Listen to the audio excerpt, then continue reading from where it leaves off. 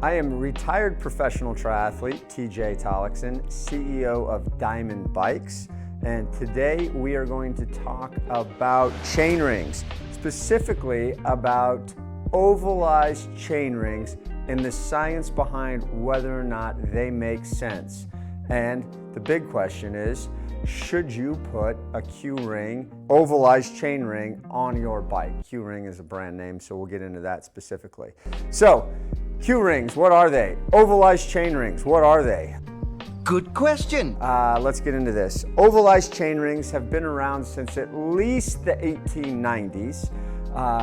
The idea is not novel at all. It's been around for such a long time. We have great old-fashioned pictures of bikes with these ovalized chain rings.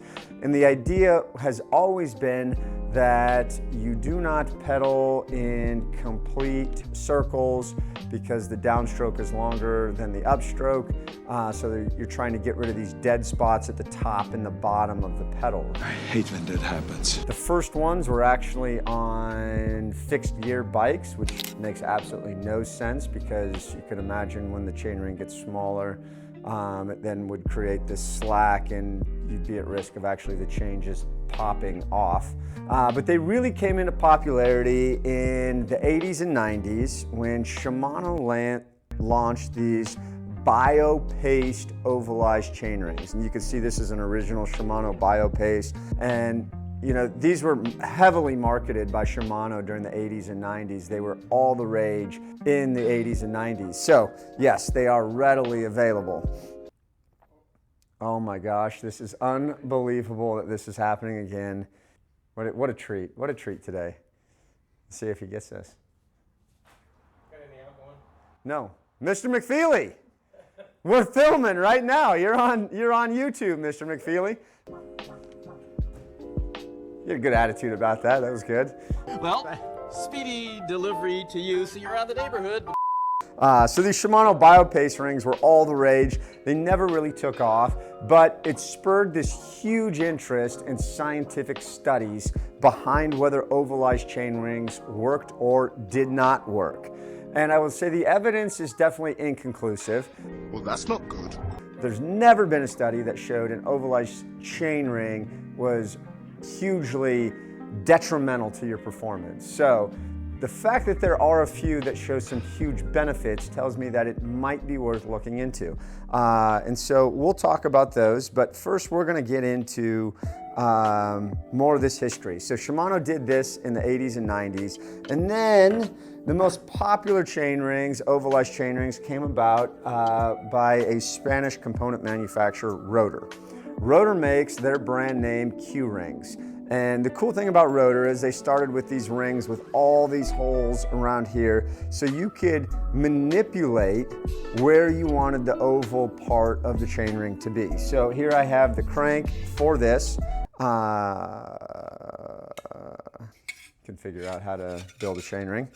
Not my first time. Sure, Jan.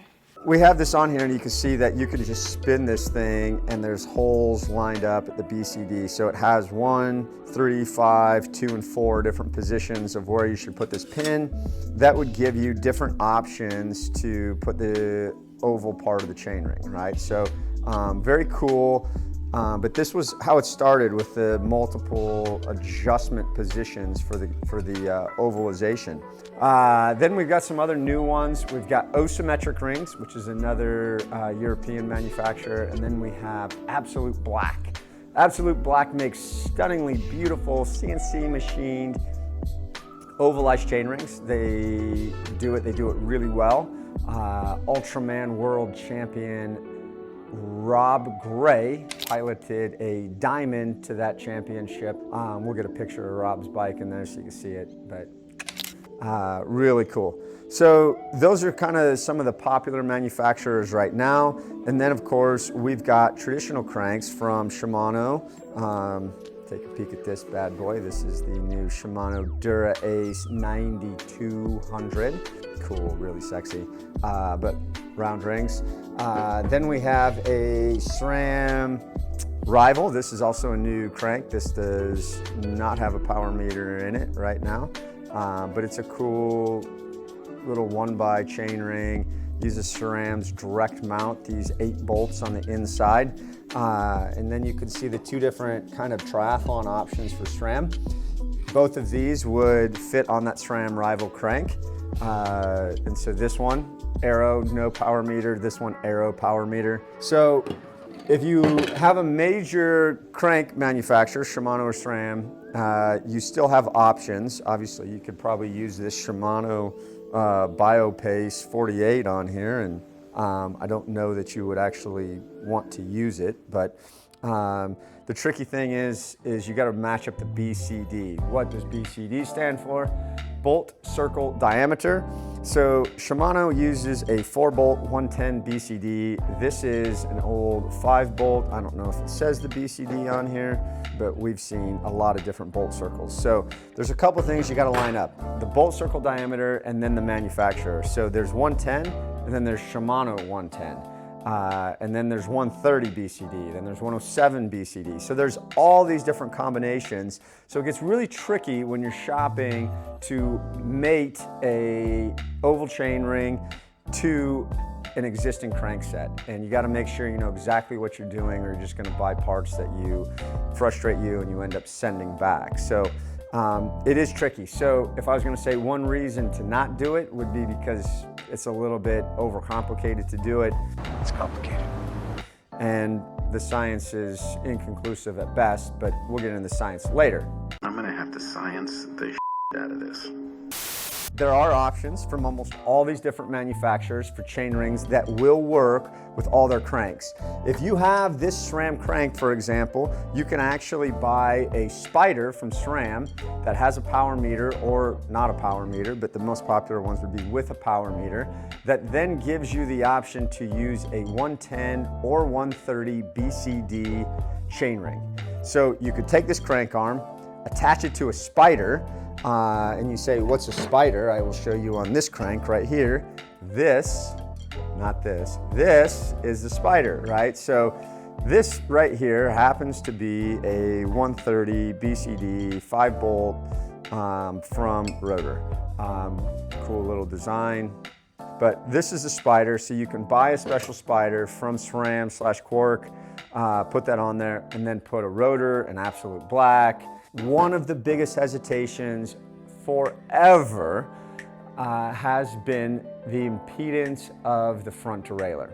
So you can imagine, this is a 1x system right here with a round ring, but you can imagine if I had a derailleur on top of this, that when the large part is up, it creates one shifting setting. And then when the low part is up, it creates an entirely different shift setting. It's very difficult for the front derailleur to make this large of an accommodation. Typically it's between 2 and 3 teeth on each side of that, so that's between 4 and 6 teeth, depending on how ovalized it is. And when I say that, I mean, if this ring right here, which happens to be a 53, that would mean it would either be the equivalent of a 55 or a 56 like this, and either a 51 or a 50 when it's in this orientation. That's a big swing for one front derailleur to take and make sure you don't drop your chain while you're shifting. So I actually personally used these chain rings way back in 2009, and I really liked the chain rings. I thought they felt great cycling. My downside to it was I could never get the shifting dialed in. I left Ovalized Chainrings at that point, and I haven't been back, and we'll revisit. So now on, this is my personal race bike.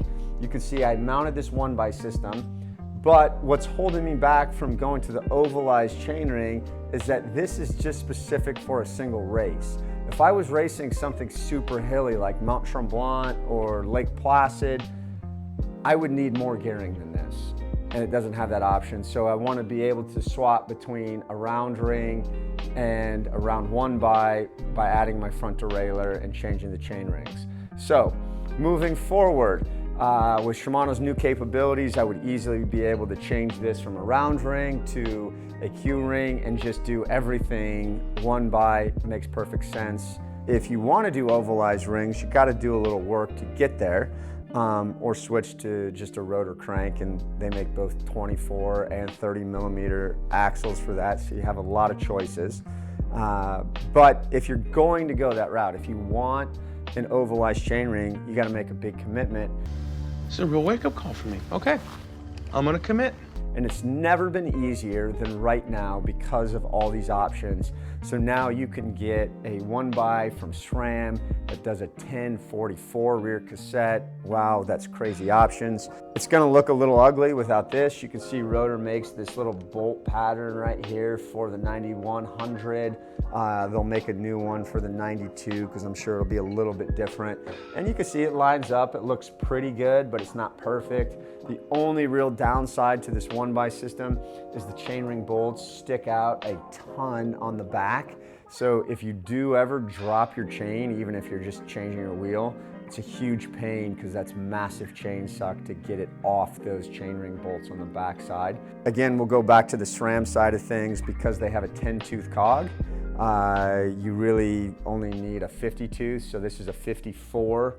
This is going to Kyle Buckingham in South Africa, so that's pro level big ring stuff, 5210. That's some downhill pedal power for sure. So let's take a look at the science behind the 1x. So my first one I want to examine is just the abstract here. This is from Christy O'Hara. Christy actually, after she wrote this paper, briefly worked for Rotor. I just spoke with her a couple weeks ago at Sea Otter Bike Expo. But this was her thesis paper on ovalized chainrings. The development of non-circular chainrings to improve cycling performance has been in progress since the 1980s and continues apace. The aim of this study was to compare performance time and physiological responses in cycling using a standard circular chainring versus a non-circular chainring developed in 2005, the Rotor Q-Ring. The main findings were: 1, participants were on average 1.6 seconds faster in the 1K time trial with the Rotor Q-Rings. Wow. 2, there was a significant increase in average power, 26.7 watts, and average speed, 0.7 kilometers per hour during the 1K time trial using the Rotor Q-Rings, and oxygen consumption during weeks 2 to 4 and heart rate weeks 1 to 3 were significantly lower with Rotor Q-Rings during sub-maximal testing when compared to the circular chainrings. However, in contrast to her hypotheses, no benefits were observed for other sub-maximal dependent measures. So, what's that tell me? Wow, that's a huge power increase for one. So if you're going all out and doing it for time, there's probably some pretty good chance that this helps you. The last study that I'm going to talk about here is by Borut, Fonda, PhD, the Laboratory for Motor and Motor Behavior in Slovenia. So, the method here, they had 7 male-trained cyclists who were using non-circular chain rings. But here they've got some really cool graphs that show, wow, actually, these were super effective. It actually helped tremendously. So across the pedal stroke, it says that we were getting more power out. The results showed a significant increase in indices of pedaling effectiveness, as well as a significant increase in gross efficiency. One of the reasons that could explain the improvement is the adaptation in ankle joint kinematics. If riders in this study adapted the stiff ankle pedaling technique, which allowed muscles to generate power for a longer duration during the power phase, it could result in improved efficiency and effectiveness. Although the differences in absolute terms, total force, were not that big, they were less than 5 newtons, they could be interpreted in a different way. If one is pedaling at 90 RPMs and is saving 5 newtons every pedal stroke, it sums to 27,000 newtons for every hour of cycling. Based on the results of this study, we conclude that if using oval chain rings for a longer time, cyclists will spend less energy at a given power output and could potentially ride for longer. Cyclists using oval chain rings for longer time seem to adapt to a better pedaling technique that results in improved performance. Future studies could be carried out to confirm these findings and explore the effects on other parameters of cycling, including maximal power. That's what Christy O'Hara's study did. So, The two studies, the reason I mentioned both of these, one you can find on the Absolute Bike website, it's saying that you will be a better pedaler. You will pedal more efficiently if you use an ovalized chainring. That in itself would help a whole bunch of people. If you pedal in squares, as they say, you have really bad pedaling technique like, oh yeah, what's that guy? Lionel Sanders. It actually could really help you pedal a lot better. So Lionel, you might want to take note of that. If you've got really smooth pedaling, let's say you pedal like, Chris Lieto. If you have Chris Lieto's pedaling efficiency, maybe not as effective, but Christie's studies would then point again to someone even like Chris Lieto would show them that yes, you could even improve your power output by switching to ovalized chainrings. There's no conclusive study, there's no permanent answer that says for sure this is better. I do think the reward outweighs the risk on this, especially with the new one-by setups. There you have it. That's my opinion on ovalized chainrings. Take it for what it's worth. Lionel, keep working on those pedal strokes.